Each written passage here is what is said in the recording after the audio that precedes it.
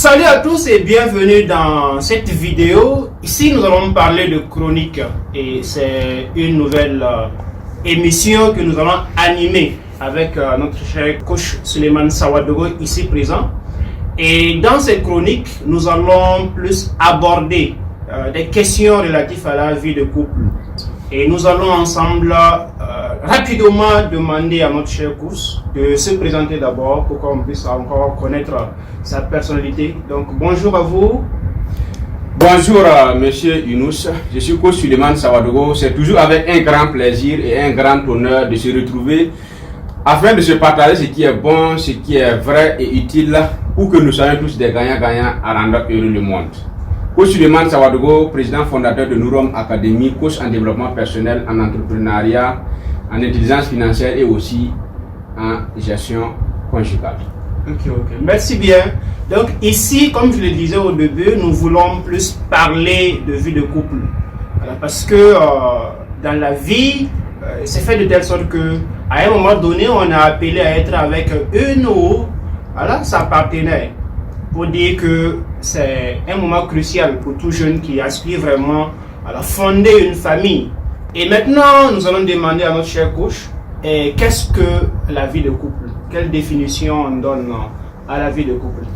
Vous savez, lorsque nous parlons de couple, nous parlons d'une union d'un homme et d'une femme ayant pour deux objectifs: le plaisir dans l'intimité et l'assurance de la progéniture.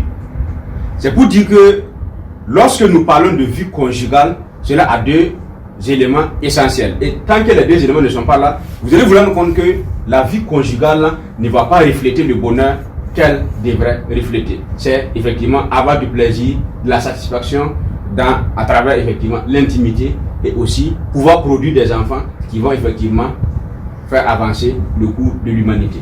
Sans les deux choses, on ne peut pas parler de couple. Donc ici, la définition, je pense qu'elle est simple, claire et précise. Ok, donc si on comprend bien, quand on parle de couple, il y a deux aspects qu'il faut comprendre.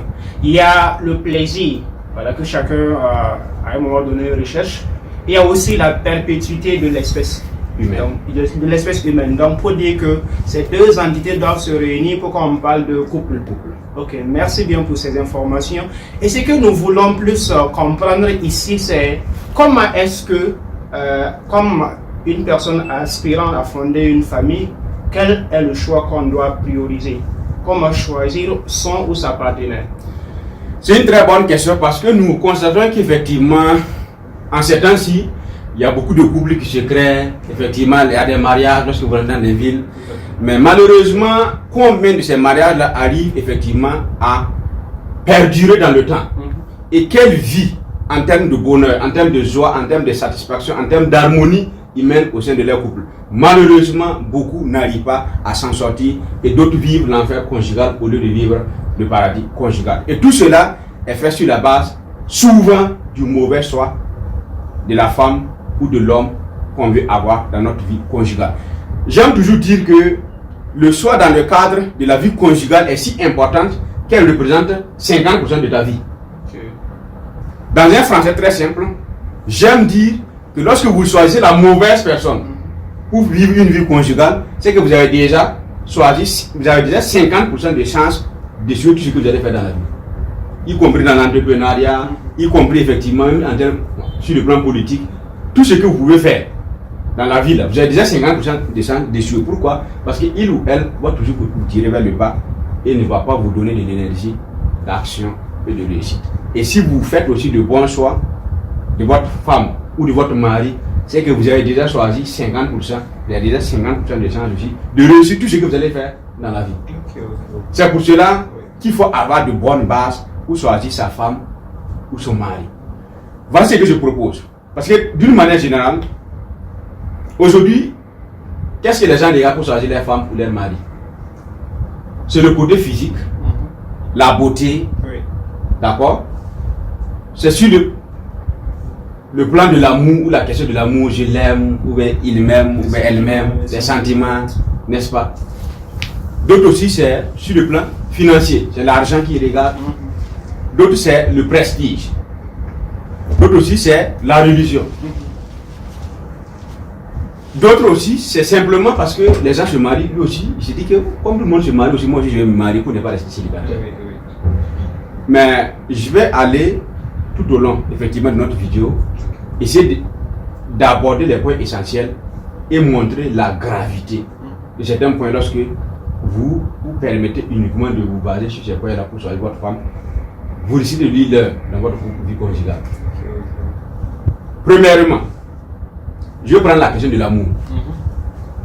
Aujourd'hui, avec la montée en puissance des feuilletons, des films romantiques, tout ce, donc tout le monde est embourbé dans un climat d'amour. Et les jeunes croient que l'amour, c'est un sentiment qui est constant. Et que si on épouse seulement la personne qu'on aime, on a la garantie 100% de vivre une vie heureuse. Erreur monumentale. Pourquoi? D'abord, il faut comprendre qu'il y a plusieurs types d'amour. Il y a l'amour physique. Il y a l'amour comportemental. Et il y a l'amour spirituel.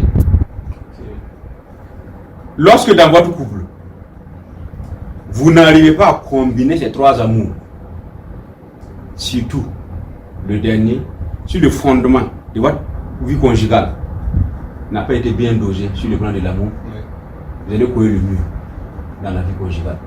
Pourquoi je dis ça? Aujourd'hui, la plupart des jeunes, quand ils veulent se marier, c'est la question de l'amour. Et c'est principalement quoi? C'est l'amour physique. Ça veut dire quoi? Lorsque vous aimez quelqu'un pour son apparence physique, il est beau, elle est belle, ou elle a de la forme, ou il a de la forme, il est bien musclé, ou bien elle est taille fine. Vous voyez un peu, non? Maintenant, ça dépend et ça prend, comme ce que j'aime dire. Pourquoi? Ce n'est pas forcément que c'est mal. Mais ça serait dangereux si c'est uniquement le critère sur lequel tu te bats pour te marier. Pourquoi? Parce que on ne le veut pas. Mais lorsque un mariage est fondé sur la question de l'amour corporel, de l'amour physique, face à une épreuve physique, l'amour va se trouver être détruit. Et la vie conjugale, le bonheur conjugal s'arrête. Je donne un exemple très simple. Il y a un monsieur, il a épousé une femme, la femme était très belle. Quand tu regardes son visage, toi-même, c'est comme tu es au paradis. Quelque temps après le mariage, la femme a fait un accident. Elle a eu une grande cicatrice sur son visage. Autrement dit, elle est devenue vilaine. Et automatiquement, il y a eu avortement de l'amour que le monsieur portait à la femme. Au point qu'à travers son comportement et ses paroles, la femme même a remarqué cela. Et un jour, la femme lui demande que moi-même, je sais que maintenant, là, tu ne m'aimes plus. Parce que j'ai eu une cicatrice sur le visage. Voilà, je sais que là où tu es, la dame, tu aimerais que je parte les jeunes mes parents. Et le monsieur dit, oui, c'est ça même. Voilà, si tu peux aller vraiment avec les tes parents là, je vais être vraiment très content. Effectivement, la chose ne s'est cassée comme ça. Vous voyez ce que je veux dire? Donc ça veut dire que si seulement c'est l'amour corporel là, et qu'une épreuve comme survient, vous n'allez pas survivre. L'amour comportemental, c'est quoi? L'amour comportemental, c'est l'amour qui survient dans le couple à travers les soins, à travers le bon comportement, à travers le service. Ça, c'est en même temps un conseil que je vais donner à nos femmes, à nos soeurs. Parce que la plupart des gens, ils se marient, mais la femme ne sait pas comment fonctionne un homme. L'homme aussi, souvent, ne sait pas comment fonctionne une femme. La meilleure manière pour une femme d'avoir l'amour d'un homme, l'amour comportemental, celui le plus fort que l'amour physique. C'est à travers effectivement le bon traitement, les soins, voilà. Des petits trucs.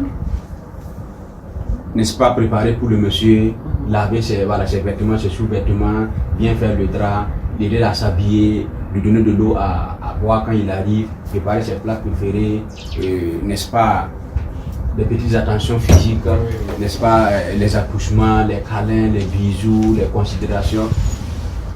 C'est tout ça qui crée ce qui s'appelle l'amour comportemental. La même manière pour vous illustrer cela.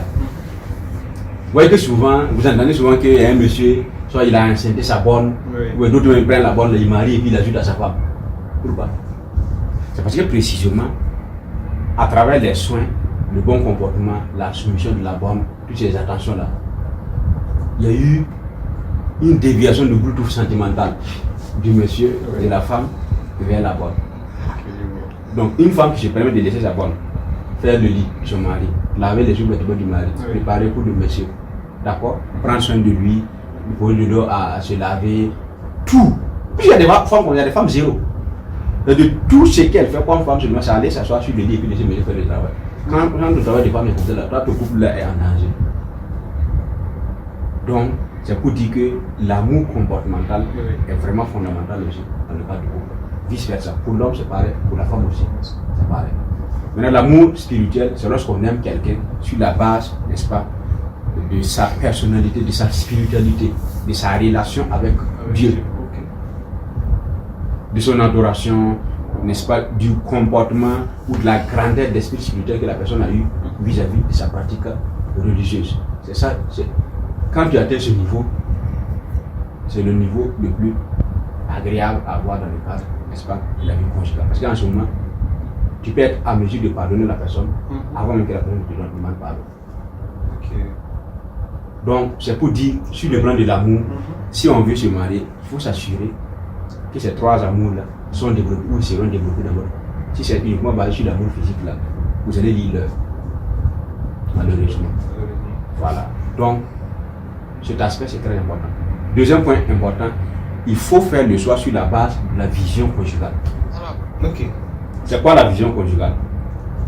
Là où vous êtes, vous en tant qu'homme, et une personne en tant que femme, chacun a une vision de sa vie conjugale. C'est-à-dire qu'il a le film de sa vie conjugale dans sa tête, à travers son expérience, et malheureusement, pour certains, là, c'est biaisé à cause des films et des vidéos.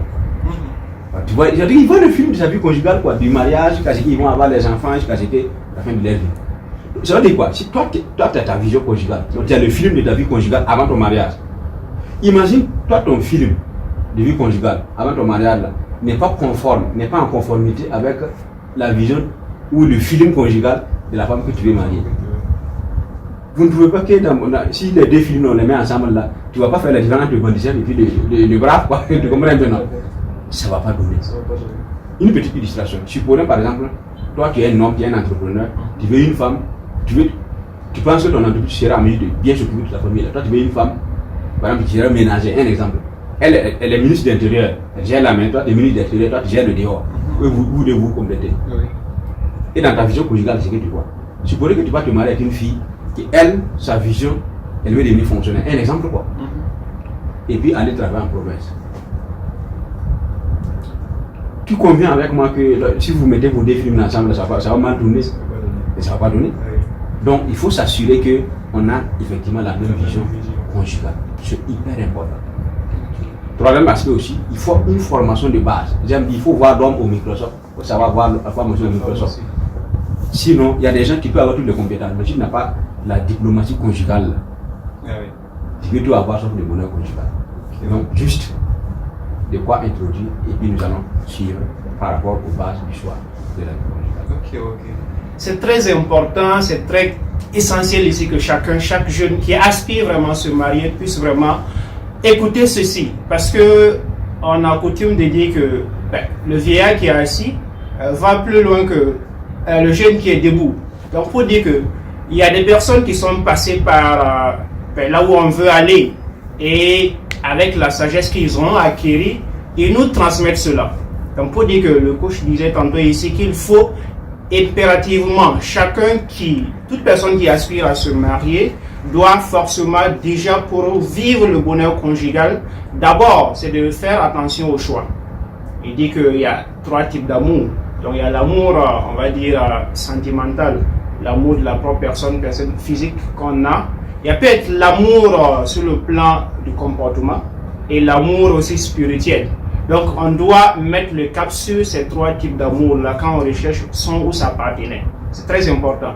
Et aussi, il dit que pour finir, chacun doit se donner une vision d'abord avant de pouvoir chercher celle avec qui ou bien celui avec qui il veut partager sa vie. Parce que c'est très important ici. Parce que si les visions ne sont pas en adéquation, vous conviendrez avec nous que ça ne pourra pas aller. Donc la vision de chaque partenaire, la concordance de vision est très importante. Et aussi, il va falloir se former avant de se lancer. Savoir comment est-ce que je vais pouvoir rendre, pouvoir satisfaire mon partenaire ou bien ma partenaire. C'est très important.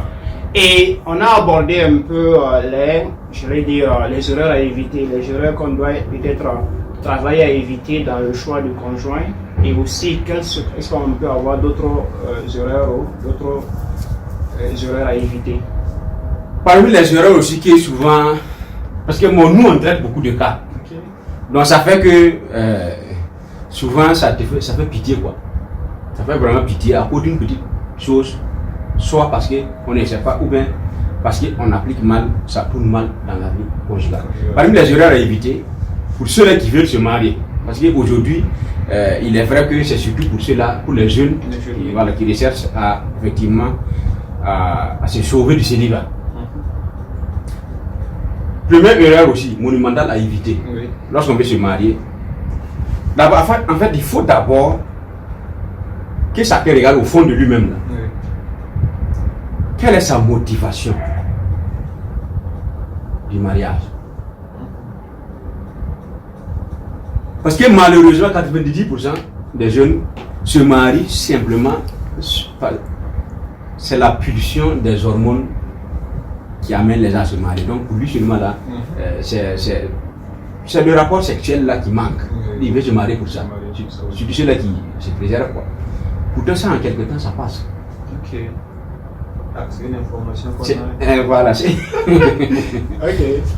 Il faut qu'on se dise la vérité quoi. Maintenant c'est quoi? Ça veut dire que quand on se marie là, on est en mode de donner ou en mode de recevoir. Ça veut dire que c'est comme deux voies différentes de vie conjugale que je viens de poser dans un français très simple. Okay. Ça veut dire quoi? Quand tu te maries là, ça veut dire que toi tu rentres dans le couple, tu es en mode attente que ta femme te rende heureuse, ou tu es en mode, toi tu vas tout faire pour rendre ta femme heureuse. C'est subtil, hein? Mais ça fait grandement la différence. Pourquoi? Quelqu'un qui rentre dans le couple, dit que je me suis marié, il faut que ma femme prenne soin de moi, ou que mon mari me gère, prenne soin de moi. Comment la personne sera? La personne sera en mode attente. En termes de bienfaisance, la personne va vouloir que l'autre fasse le bien avant qu'elle fasse le bien. Même au niveau de l'intimité, il va attendre que l'autre n'a qu'à dire verbalement ou faire des gestes qu'il a envie pour qu'elle se bouge. Ça, c'est foutu avec toi. Pourtant, si on est rentré avec un mode de don, ça veut dire quoi? Quel qu'en soit alpha, cette personne-là, c'est une créature de Dieu me l'a confiée pour que je fasse tout pour la rendre heureuse, homme ou femme. Parce que c'est ta responsabilité. Si quelqu'un est dans le couple avec cette vision, ça veut dire la résistance face aux épreuves, la capacité de patienter, la capacité à trouver des solutions face aux difficultés là, sera automatiquement accrue. Et la personne, effectivement, peut être empathique vis-à-vis de certaines choses, et tu vas voir qu'elle sera en mode action. Dans le coup, tu veux que ta femme t'embrasse, mais tu commences par l'embrasser. Mais imagine que tu veux que ta femme t'embrasse, mais tu attends que la femme vienne t'embrasser. C'est vraiment donné. Tu veux donner quelque chose à ton mari, mais tu veux que le mari te donne quelque chose avant que tu lui donnes. Si pendant ce temps, le mari aussi est en mode attente, je dis, bon, je vais attendre quand il va faire, moi je vais faire. Je vais attendre quand il va faire, moi je vais faire. Et vous vous attendez, quand vous attendez, Satan vous attend. Et dans ça, plus de temps passe, plus d'affection, au final, ça s'éclate. Donc, ça c'est hyper important. C'est des erreurs à éviter. Il faut être en mode don, il faut être en mode mission du bonheur pour sa femme, pour son mari.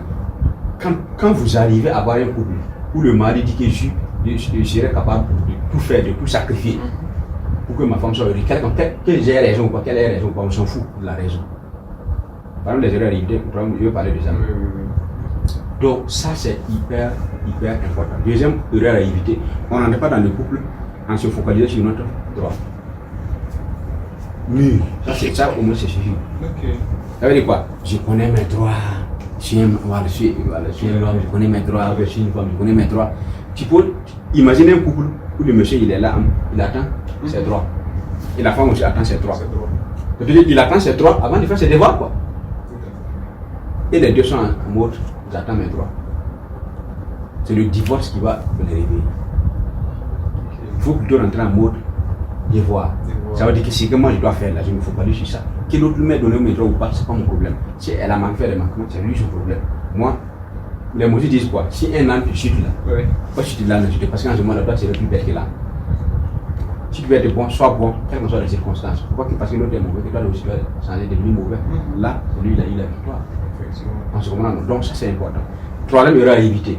Il faut éviter de chercher à avoir raison dans la vie conjugale. En fait, c'est la chose la plus catastrophique, surtout au XXIe siècle actuellement, surtout avec les jeunes. Dans le couple, tu dois choisir entre deux choses. Le bonheur ou la raison. Tu ne peux pas avoir les deux à la fois. Il y a des gens qui ne vont pas comprendre, ils vont faire la tête. Et quand ils seront derrière là, ils vont comprendre, oh tiens, le coup, il avait raison. Il y a beaucoup de choses qui comprennent. Ça, c'est trop tard. Il faut apprendre à nager avant de rentrer dans la mer. Sinon, c'est quelqu'un d'autre qui va raconter ton histoire quand tu seras mort. Quelles que soient les circonstances, cela ne sert à rien du tout d'avoir raison. Tu dois te retrouver chez tes parents en tant que femme. Pendant que tes frères te regardent, c'est quand c'est le même elle va rebâtir chez Jean-Marie. Il n'y a pas chez Marie pour le bâtir. Ça ne sert à rien, n'est-ce pas, d'avoir raison.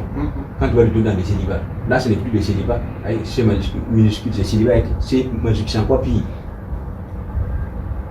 Parce qu'il y a qui ne s'est pas encore marié. Lui, son célibat là, c'est moins souffrant que quelqu'un qui s'est marié, il s'est retourné encore dans le célibat. C'est double douleur. Entre la douleur de quelqu'un qui a faim, n'est-ce pas, qui n'a pas encore eu à manger, et la douleur de quelqu'un qui a faim, très faim. On vient, son plat préféré, on lui dit, il goûte un peu, je ne mets pas au repas avec la nourriture. Ça, c'est double douleur, quoi. Donc, c'est pour dire que ça ne sert à rien d'avoir raison. Si tu vas te trouver dans cette situation. Dans le couple, c'est comme la diplomatie entre les États. Il y a des compromis qu'il faut savoir faire pour préserver la sûreté de la nation. On dit souvent secret d'État. C'est pour préserver la sûreté de la nation. Il y a des vérités qui ne sont pas utiles. Donc, on ne cherche pas à avoir raison. Dans le couple, on cherche, n'est-ce pas, effectivement, à préserver le bonheur. C'est très important. Vu qu'on n'a pas assez de temps, je vais aller directement. Parce qu'il y a beaucoup de choses à dire. Je pense que... Super, je pense que c'est très intéressant. J'ai retenu ici que dans le couple là, il va falloir que chacun puisse se dire que je ne me marie pas pour avoir le bonheur, mais je me marie pour transmettre le bonheur. Donc si chacun a cette conception vraiment du mariage, je pense que ça devrait aller. Et aussi, quelqu'un l'a assez bien dit, si tu n'as pas l'habitude de demander pardon sans savoir même la raison, ne te marie pas. Donc dans le couple là, tiens-toi prêt à toujours demander pardon. Pas parce que tu as offensé, mais parce que tu sais que si tout le monde a raison dans le couple, ça ne peut pas aller. Il va falloir que quelqu'un se donne dans une disposition, se mette dans une disposition de se dire que même si j'ai raison, j'accepte vraiment que j'ai tort pour que la vie puisse aller. Et après, on verra bien comment est-ce qu'on va pouvoir jouer la diplomatie. C'est très important. Je pense que ces séries-là seront bien importantes pour tout jeune vraiment qui aspire à se marier, parce que nous allons déballer au fil du temps beaucoup d'aspects qui touchent vraiment à la vie conjugale. Donc le coach, il est expert dans le domaine conjugal. Donc le miel conjugal, c'est un des modules qu'il dispense et je pense qu'on sera bien servi. Merci bien pour toutes ces informations et je pense que vous avez pris du plaisir à nous écouter. On vous donne rendez-vous à la prochaine série de vidéos et tenez-vous prêts et rendez-vous à la prochaine vidéo. Ciao, ciao.